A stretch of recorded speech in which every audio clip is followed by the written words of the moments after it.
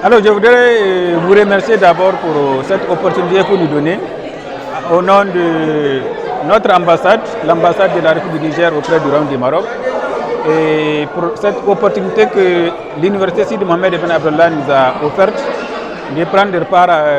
à la commémoration du 58e anniversaire de la création de l'unité africaine.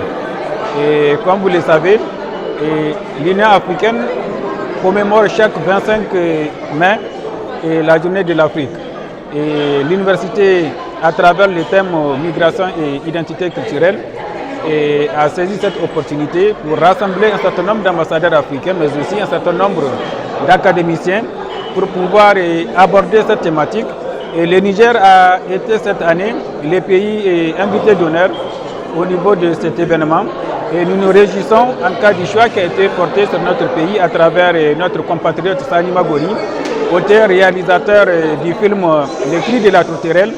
qui est un film qui aborde cette thématique de la migration, mais la migration intra-africaine, parce que quand on parle de la migration, la plupart du temps, on pose les problèmes sous l'angle des rapports sud-nord, alors que l'essentiel de la migration africaine, elle est inter-africaine. Pour le cas du Niger, c'est des migrations vers les capitales de la sous-région, notamment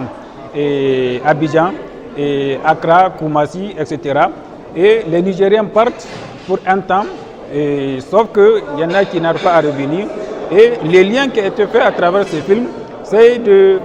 retracer et de souligner les pouvoirs de la musique et par rapport à ses fans. Parce que Zabia Houssé, quand elle chante, ceux qui écoutent sa musique, le lendemain, ils quittent le terroir pour aller à la recherche, à la quête d'un lendemain meilleur. Et le cas qui a été retracé par l'auteur du film,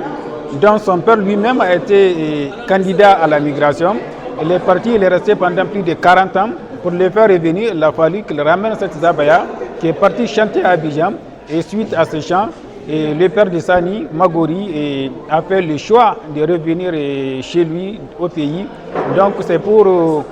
manifester toute cette jonction qui est extrêmement importante quand on parle d'identité culturelle, parce que la culture, nous l'avons dit, nous l'avons répété ici à travers tous les intervenants, c'est vraiment quelque chose de plus fort que soi, qui permet à un peuple, à un groupe ethnique de s'identifier, de se particulariser par rapport aux autres. Donc le cas de l'Afrique et de notre sous-région ouest-africaine, et il y a un certain nombre de particularités qui nous caractérisent, et c'est ce qui a été retracé à travers ces films. Donc, nous voulons profiter de votre micro pour saluer le leadership de Sa Majesté le roi Mohamed VI, qui est le leader de l'Afrique par rapport aux questions migratoires et qui fait beaucoup pour en cas donner un caractère humain à la migration dans cette partie de l'Afrique. Nous voulons également souligner le caractère exemplaire et séculaire des relations qui unissent le Maroc et le Niger à travers notre coopération qui est forte, qui est active et qui date depuis 1967 et avec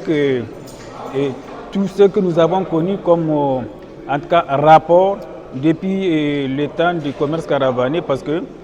ce soit le Maroc, que ce soit le Niger, qui est une zone qui avait été en tout cas à un moment donné de l'histoire